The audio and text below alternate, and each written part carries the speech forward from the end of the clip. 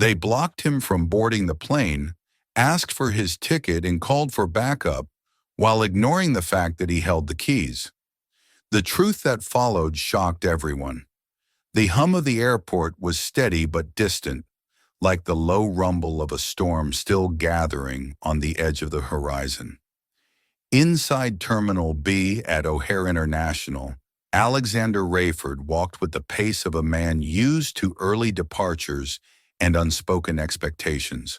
60 years old, tall and composed, he moved with the grace of someone who had built his life piece by piece with bruised knuckles, unread resumes, and 1,000 small victories no one ever clapped for.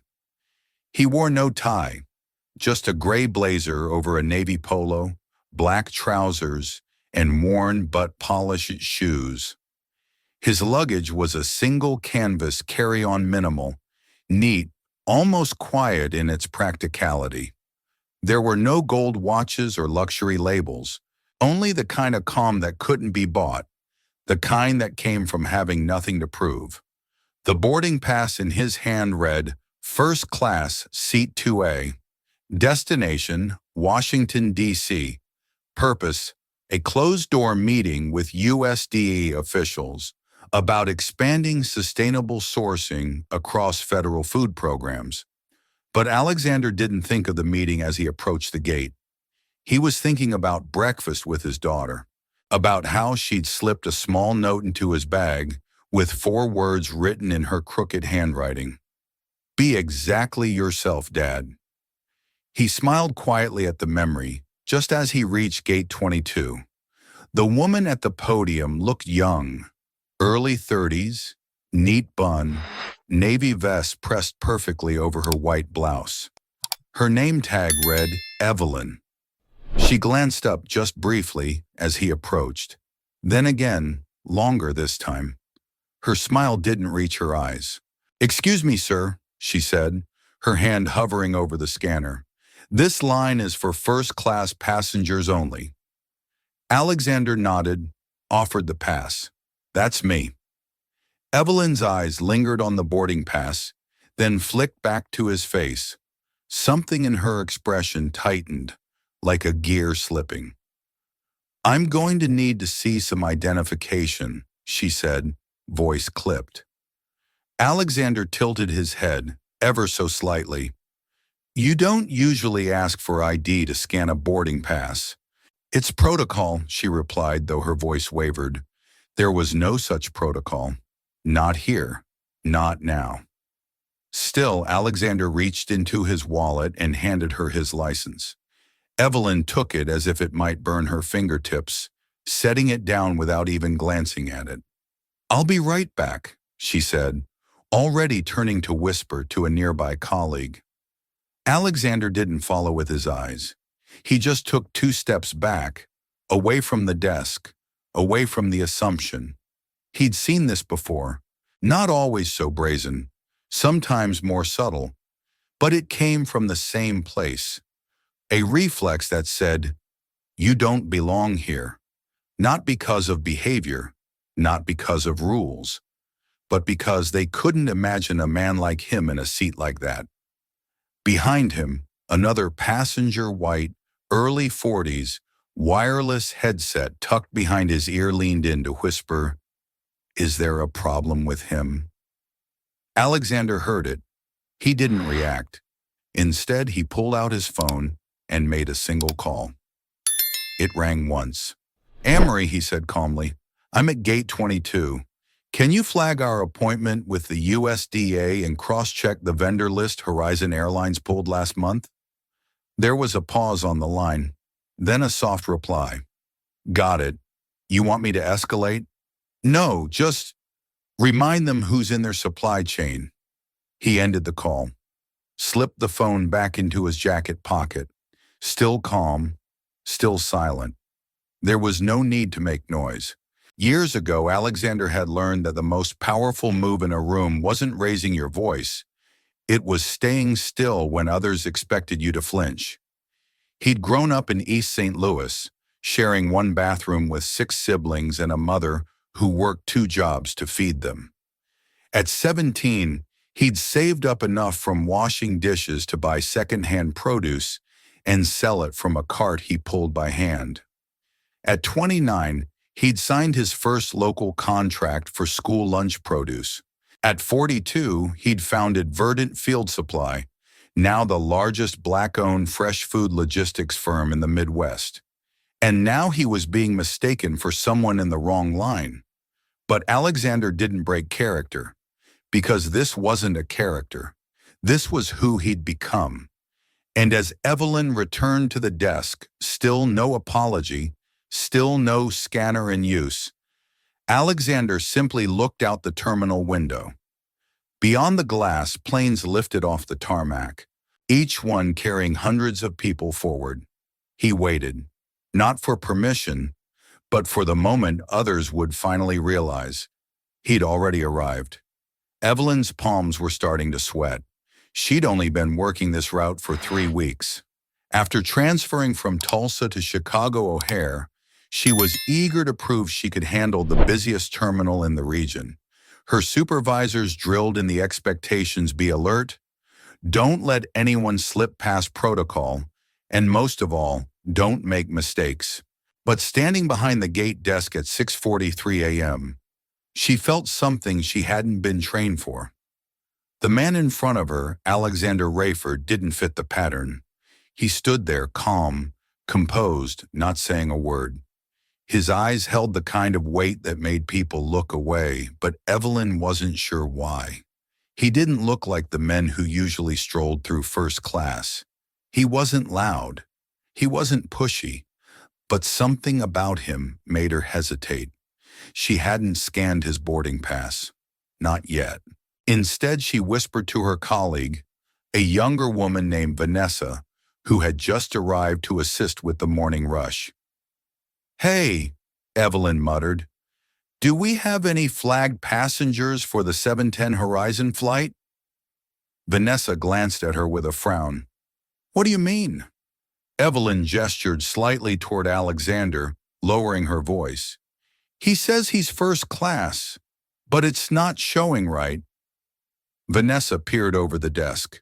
She saw Alexander neatly dressed, firm posture, hands relaxed at his sides. "That's Alexander Rayford," she said slowly.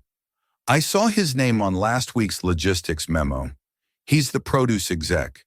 They just signed that huge eco-food contract with Horizon." Evelyn blinked. "Wait, seriously?" Vanessa didn't answer. She didn't need to. The shift in the air said enough. But Evelyn's mind was already spiraling. She thought of the moment she paused, the moment she assumed, not because of something he did, but because of something she didn't understand. And now she was realizing that hesitation had a cost. Behind them, the line of passengers began to grow. A man in khakis muttered, "Are we boarding or what?" Another, sipping coffee, leaned toward Evelyn's desk. "He causing trouble?" Alexander didn't turn around. He didn't answer. He just stared quietly out the window at the rolling clouds, his face unreadable.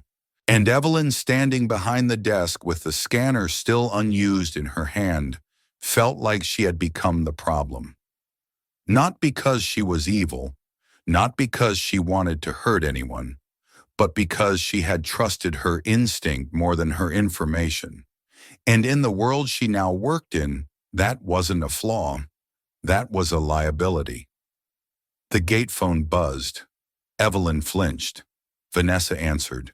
Her face stiffened. She turned to Evelyn and handed her the phone. "It's Bonnie," she whispered. Bonnie, Regional Operations Director for Horizon, didn't usually call gate agents directly. Evelyn took the receiver, heart thudding. "This is Evelyn." The voice on the other end was measured, not angry, worse than angry. "Evelyn," Bonnie said, "we've received word that Mr. Rayford has been delayed at your gate. Is there an issue?" Evelyn tried to form an answer. Her mouth moved, but the words didn't come. Behind her, Alexander made no move to interrupt. No protests, no gestures. Just the silent presence of someone who had learned long ago that silence speaks louder when it comes from someone who has already earned his voice. Bonnie continued. We have a media campaign launching next week. Mr. Rayford is the face of it. I need you to handle this professionally. The call ended. Evelyn stood frozen. She looked at Alexander again this time, not as a problem to be solved, but as a man she had failed to see. Still, he hadn't looked at her once. Still, he said nothing. Still, the scanner hadn't beeped. She finally reached for the boarding pass. Her hand trembled slightly as she scanned it. Beep! The sound echoed like thunder in her ears. She handed it back to him with a stiff smile. But Alexander didn't take it right away. He paused, looked down at the pass, then back at her. No anger, just something heavier. Disappointment. And Evelyn realized it wasn't the delay that hurt him. It wasn't the scrutiny. It was how quickly she had looked at him and decided he didn't belong. He didn't blink, didn't shift his weight, didn't sigh. Alexander Rayford stood just a few feet from the gate desk, still holding his scanned boarding pass, now officially cleared, but nothing about him suggested relief. He wasn't thinking about sitting down in 2A. He wasn't thinking about the complimentary drink or the headline on his speech in tomorrow's sustainability conference. He was thinking about how many times this had happened. Not always this publicly, not always this obviously, but always, somewhere beneath the surface, this subtle interrogation that wasn't based on law or logic, but on doubt. A quiet tension crept into the air again when he reached for his phone. No rush, no fluster, just a simple, deliberate movement. He unlocked the screen, found the name, and pressed call. It rang twice. Amory, it's me. The voice on the other end responded quickly. Yes, I saw the alert come through. What's going on? Alexander's eyes remained fixed on the gate agent, who now avoided looking at him. Check the logistics log for Horizon Air. Confirm we're listed as their exclusive supplier for perishables on East and Midwestern routes. Amory was silent for a beat. Then, confirmed. Active contract. Fulfilled ahead of schedule last month. Alexander nodded slowly, though Amory couldn't see it. Good, he said quietly. I want you to flag the regional food systems team and loop in Bonnie. You want it escalated? Amory asked. She knew what that meant. Public pressure, a headline, a leak, a consequence.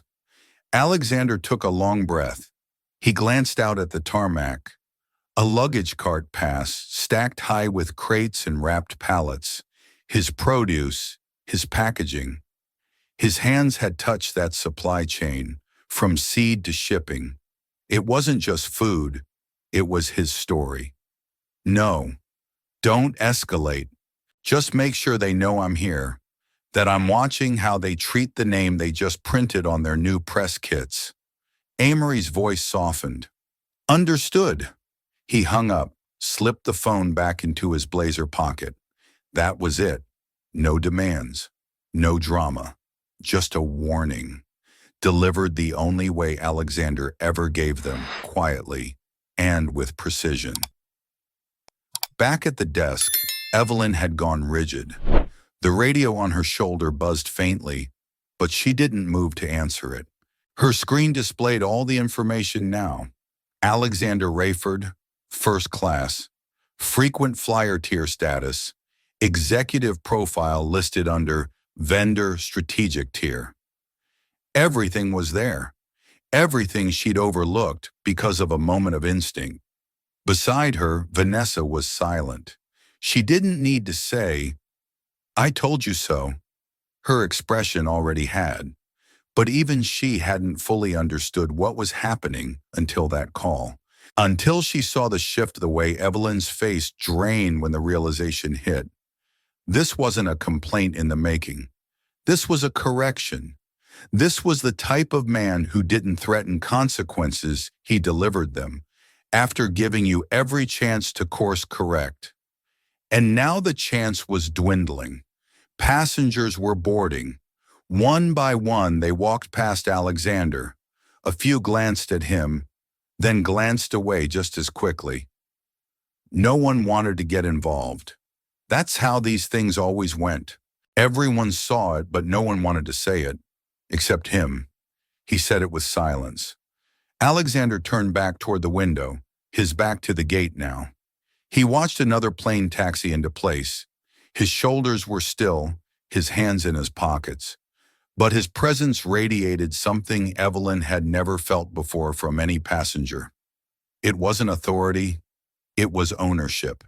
The kind that doesn't need to raise its voice to be heard. The kind that built something from nothing and doesn't let anyone forget it. Amory, in the meantime, was already drafting a status alert. She didn't need to tell Alexander that his call had sent quiet shock waves through Horizon's mid-management chain. Bonnie was likely already aware. The compliance team would follow within the hour. HR would quietly audit the incident by lunch. Alexander wouldn't know any of this. He didn't ask. He didn't need to. Because when you lead with legacy, you don't have to chase accountability. You become the reason it arrives. He leaned his head back slightly, eyes half closed. The voice of his father drifted up from the corners of memory. Never raise your fists, son, until you've raised your standards first. And standing at gate 22 under fluorescent lights, beside polished tile floors, wearing no badge of status except his own skin and patience, Alexander Rayford had just done exactly that. 10 floors above the terminal, in a glass-paneled conference room with views of both the runway and the skyline beyond, Bonnie Chandler was halfway through reviewing a vendor compliance report when her phone lit up with a message flagged urgent. Subject: Gate 22, incident involving Alexander Rayford. Her hand froze. Bonnie was a woman who didn't rattle easily.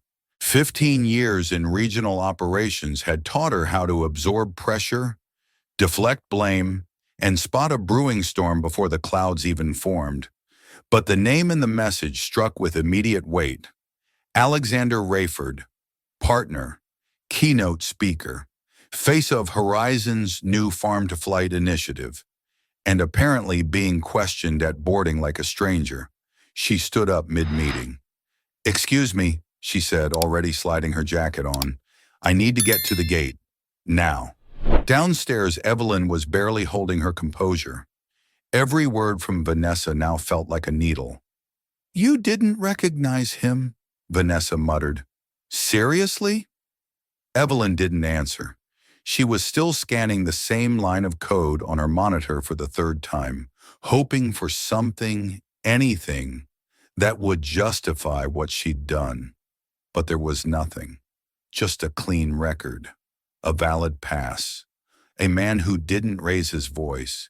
Who made one phone call, and now, from what she could tell, half the building had started to pivot around it. Nearby, the security officer Evelyn had casually flagged 20 minutes earlier, still stood nearby, silent but present, waiting for an order that would never come. Even he looked unsure now. And through it all, Alexander stood steady, not leaning, not pacing, just there, like a fixed point while the rest of the airport tilted off its axis. Upstairs, Bonnie stepped off the elevator and was met by her assistant. "Ms. Chandler, legal's already been looped. Marketing, too. There's talk that Amory Rayford's executive assistant sent a time-stamped log to our supplier division." Bonnie didn't break stride. "Damage assessment? We're still gathering, but someone's already sent a screenshot of the boarding incident to our PR inbox. It hasn't hit social media yet, but people are watching." Bonnie's heels clicked sharply against the tile as she approached the gate. She saw him before he saw her. "Alexander." exactly as she remembered from the vendor summit, calm, deliberate, commanding, without saying a word. She approached with careful dignity and extended her hand. "Mr. Rayford, I'm Bonnie Chandler, Regional Director. I'd like to speak with you privately if I may."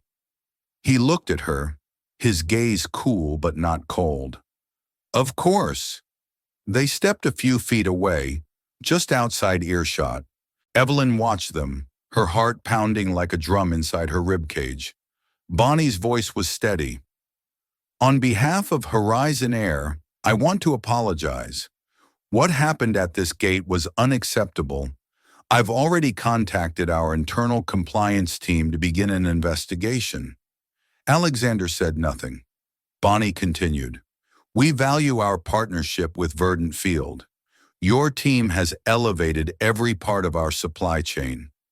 Still, Alexander didn't respond. He simply asked, "Do you know what seat I was assigned?" Bonnie blinked, checked her tablet. "Yes, seat 2A. He gave a faint smile. "Interesting. I was told this lane was for first-class passengers only." Bonnie's throat tightened. "I apologize." Alexander's tone didn't rise. If anything, it dropped lower, more grounded. "The issue isn't the mistake, Miss Chandler. It's the assumption behind it." That one sentence cut deeper than a formal complaint ever could, because Bonnie knew he wasn't wrong, and this wasn't about just one gate agent. This was about a culture of reflexes, the ones no amount of training slides could unteach overnight. Across the terminal, staff had begun to murmur. Vanessa watched silently as Bonnie and Alexander stood like chess pieces that had paused mid-move, waiting for the board to catch up. Evelyn, now pale and silent, looked smaller than she ever had. She didn't need to be reprimanded. She was already unraveling herself. And in the air above them all, something intangible had shifted, not because of outrage or confrontation, but because a single man chose not to lower himself to anger. He had made his presence undeniable without saying much at all. And somewhere in the back offices of Horizon Air, emails were being drafted, teams were being called, a system was beginning to sweat.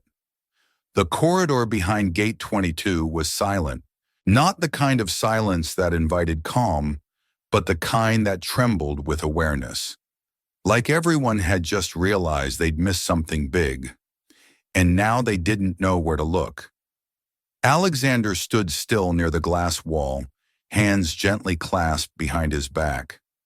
He was watching a row of baggage carts snake their way beneath the plane's wings routine, precise, indifferent to the tension building just feet above. He wasn't angry, not visibly. He had moved past that reaction years ago. What he carried now wasn't rage, but memory. He remembered when his father was stopped for trying to open a bank account in his work clothes. He remembered his own first pitch meeting, where he was asked twice if he was with catering. He remembered standing outside a hotel ballroom, holding a keynote speech in his hand, while security insisted they needed to double-check credentials. He'd learned long ago that dignity didn't come from being seen. It came from knowing who you were when no one else did. And today, it had taken exactly 3 steps to remind him of how easily the world forgets that. Bonnie Chandler stood beside him now. She was composed, professional, but her voice had softened. It carried a kind of nervous clarity like someone trying not to trip on glass. "We'd like to offer a formal apology," she said, "either privately or, if you prefer, in coordination with our media team. We want to make this right." Alexander glanced at her not with hostility, but with the same look he used when scanning produce shipments for bruises invisible to the eye. "An apology?" he repeated gently. "Is that the fix?" Bonnie hesitated. "It's a start." "No, he said, not unkindly. It's a response. The fix is something else. He reached into his garment bag and pulled out a slim manila folder. No branding, no flourish, just weight, quiet and undeniable. He handed it to her. Bonnie opened it carefully. Inside was a signed contract, $48 million in fresh food services, covering every in-flight meal on Horizon's eastern and midwestern routes. His name was on the top, his company's logo stamped beneath it. Alexander nodded toward it. That folder, he said, represents a relationship built over 2 years. It's my farms, my drivers, my cold storage logistics, my teams working overtime to help your brand rebuild its public image after 3 failed food campaigns. Bonnie swallowed hard. So when I say that the man being questioned at the gate was your brand, I mean that literally. She didn't argue. She couldn't. And then he said it. The line she would remember long after this day had passed. The next person you treat like a security risk for doing nothing might not have a direct line to your VP. No raised voice, no finger pointed, just a truth spoken with so much restraint that it cut sharper than confrontation ever could. Bonnie looked down at the folder again, as if the paper might offer some solution, but it didn't. Alexander didn't wait for her to respond. He glanced back toward the gate. The flight crew had just begun unblocking the jet bridge. The scanner beeped for another boarding pass, but the passengers were quiet now, murmuring with that hushed awe people get when they witness something unspoken, but unforgettable. Behind the desk, Evelyn stood with her badge in both hands, clutching it like a child holding broken glass. Her headset was still clipped to her shoulder, but she wasn't listening to it anymore. She looked at Alexander. He looked back, not with spite, not even disappointment this time, but with something heavier. Clarity. She had been given a moment, a choice, a face she didn't recognize, and a second to decide what that meant. She had chosen caution over curiosity, and now, the moment had chosen to remember. Alexander didn't say anything to her. He didn't need to. Instead, he turned to Bonnie one last time. I'm boarding now. No need to walk me down. Bonnie nodded but didn't move. She simply stepped back, holding the contract like a mirror, reflecting all the ways the system had cracked. Alexander walked calmly toward the jet bridge. Each step said what his voice never needed to. Power doesn't always enter loudly. Sometimes it just boards quietly and changes everything after takeoff. The plane hadn't taken off yet. Not because of mechanical failure, not because of weather, but because somewhere in Horizon Air's crisis protocol binder, a page had just been activated. Internal escalation, executive partner complication, live event. They didn't call it that officially, but the people who handled these things knew exactly what it meant. From the moment Alexander Rayford boarded Flight 1142, sat quietly in seat 2A, and fastened his belt without so much as a glance toward the cabin crew, something inside Horizon began to shift. It started small, a delay notification on the gate monitor, technical coordination, then another at gate 21, then gate 23. Within 15 minutes, 5 Horizon flights were placed on soft hold. No announcement, no drama, just whispers. Back in the airport's restricted meeting room, Bonnie Chandler had stepped out of view of the terminal, phone in hand, her voice clipped and low. Yes, she told legal, he's on board now. No, he hasn't made any public statements, but I need internal comms to prepare for possible exposure. Pull all gate logs. I want every radio transmission, security report, and timestamp decision reviewed within the hour. Across the country at Horizon's corporate headquarters, the internal message board was already buzzing. Compliance, PR, vendor relations, HR, all flagged, all active, and yet no press release had been drafted because Alexander Rayford hadn't asked for one. He hadn't called the media. He hadn't pulled rank. He hadn't even tweeted. That silence, that precise, deliberate silence, was louder than outrage. It created something executives feared more than a scandal, a reckoning without warning. In her office, Bonnie reviewed a growing internal file on the incident. She saw the timeline laid out cleanly. 6:41 a.m. Alexander presents valid first-class boarding pass. 6:42 a.m. Evelyn questions status, requests ID. 6:45 a.m. Security approach without incident. 6:48 a.m. Amory logs internal vendor alert. 6:52 a.m. PR receives an anonymous tip about the gate incident. 6:57 a.m. Bonnie intervenes. 7 a.m. Alexander boards, no formal complaint filed. Nothing illegal, nothing overtly offensive, just a cultural fracture, clean and silent, like a fault line shifting inches before an earthquake. And that's what made it dangerous, because Horizon Air had spent millions trying to rebuild its brand. After the frozen meal fiasco, the waste packaging scandal, the food from the farm campaign, Alexander was their redemption arc. The man who had come up from farmers' markets and turned his principles into logistics. He was the brand they'd wanted to align with. And now someone at Gate 22 had treated him like a question mark. Not because he raised his voice, not because he broke a rule, but because they couldn't imagine someone like him sitting in a seat like that. It didn't matter that Evelyn hadn't meant harm.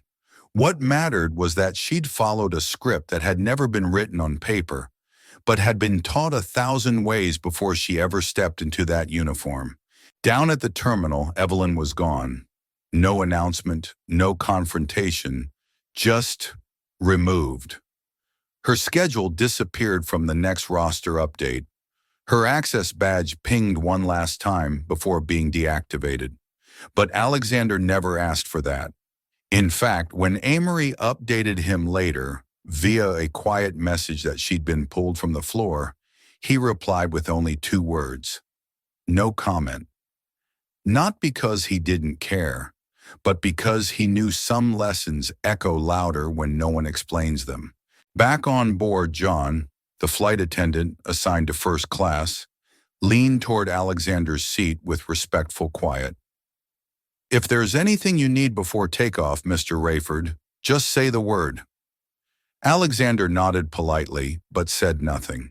He looked out the window as the sky began to shift from pale gray to amber. He wasn't relieved. He wasn't satisfied. He was simply still. He had done his part, and now the rest of the system was moving.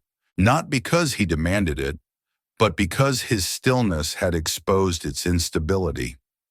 The wheels touched down at Reagan National Airport at precisely 1:18 p.m. The jolt wasn't rough, but it brought Alexander Rayford back from the drift of his thoughts. He hadn't slept during the flight, not out of unrest, but because something deeper had settled in his chest, something that had nothing to do with turbulence. Across from him, a few passengers were already gathering their things, eager to get on with their day. But Alexander remained still, as if the moment required him to finish a sentence only he could hear. The crew didn't rush him. John, the flight attendant, who'd been watching since takeoff, approached slowly. "I watched it happen, sir," he said in a low voice. "At the gate. I just wanted to say it wasn't right." Alexander didn't flinch. He'd heard that sentence before, many times, in many rooms, from people who saw but only after the silence had grown too loud to ignore. Still, he met John's eyes. "I appreciate that," he said simply. John hesitated, then added, My brother studies agricultural logistics. Watched your keynote from last year. Said it changed how he sees a supply chain. He told me, that man's the reason I want to build something that lasts. Alexander's brow lifted faintly. Not a smile, more like a pause of thought. He nodded. I'm glad he found something real to hold on to. Then he stood, slow and deliberate, picking up his carry-on and stepping into the aisle, not ahead of others, not behind, just present, like a still tide that had already shaped the shore. As he exited into the terminal, he passed a small newsstand.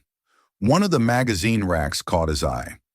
The Future of Food, 5 Voices Reshaping America's Supply Chain. His photo was on the cover. He didn't stop to look. Outside, his black sedan waited. The driver nodded respectfully and opened the door. The ride to the Marriott Conference Center was short, silent.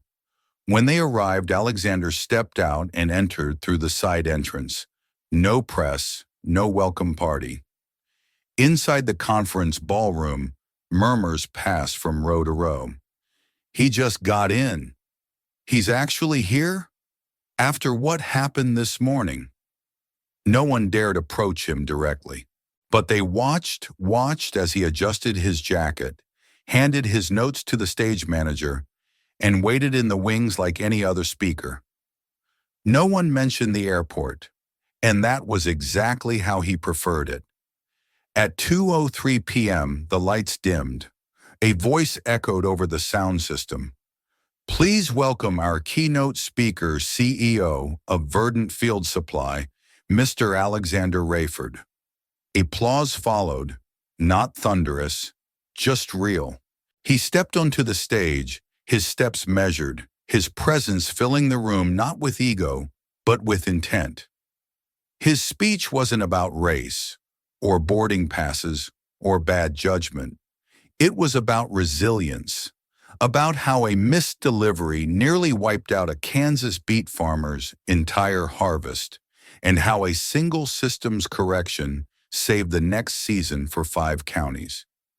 He spoke about the difference between growth and scale, between volume and value, and then as the final slides disappeared, he paused, looked out across the crowd, researchers, policymakers, entrepreneurs, young, old, seasoned, curious, and he said, sometimes the biggest problem isn't the system, it's the shortcuts we take in reading people, the assumptions we make without asking a question, whether it's a supplier, a grower, or someone standing quietly at a gate with a boarding pass in his hand. Silence. Not awkward, but reverent. Then applause. Not frantic, just sincere. Afterward, as he stepped off stage, a man from Seattle's distribution board stopped him in the hallway. That line, he said, about shortcuts, it hit me harder than I thought it would. Alexander didn't respond right away. Then with a steady voice, he said, that's where the rot starts, in the shortcuts. Back in Chicago, Bonnie Chandler sat in her office reviewing the final report. The audit was complete. Evelyn's actions had been logged, assessed, and formally reprimanded. She wouldn't be fired, but she wouldn't be left untouched either. Still, Alexander had never called back, never asked for media action, never replied to the draft apology. Because he didn't need to. The silence had already spoken for him. In the weeks that followed, Horizon Air announced a partnership with a civil rights advisory group focused on bias training and frontline culture change. They didn't name him, but they didn't have to. And somewhere in East St. Louis, in a quiet kitchen filled with morning light, Eunice Rayford read the story online, her son's face in a small photo. No headline, just a caption. He didn't raise his voice. He didn't move. But the whole airport listened. She smiled to herself, set the article down, and whispered into the silence, "That's my boy." Life has a way of testing not just what we say, but who we are when no one's clapping, no one's listening, and no one thinks we matter. In those moments, we're given a choice: to react or to respond, to prove ourselves loudly or to stand in quiet conviction. Alexander Rayford didn't raise his voice. He didn't demand attention. Instead, he became a mirror, forcing a system to see itself through the calm strength of a man who knew exactly who he was. This story reminds us that power isn't always loud, dignity isn't always announced, and leadership doesn't always come from the front of the room. It sometimes waits, watches, and lets the silence reveal what noise never could. Sometimes it's not about the apology, it's about the lesson, not the punishment, but the pause, not the storm, but the ripple it leaves. When we carry ourselves with clarity and respect, we give others a chance to confront their own assumptions. We don't just change a moment, we shift a culture. And the most powerful revolutions, they often begin with someone who didn't flinch. Because sometimes the loudest thing you can say is nothing at all.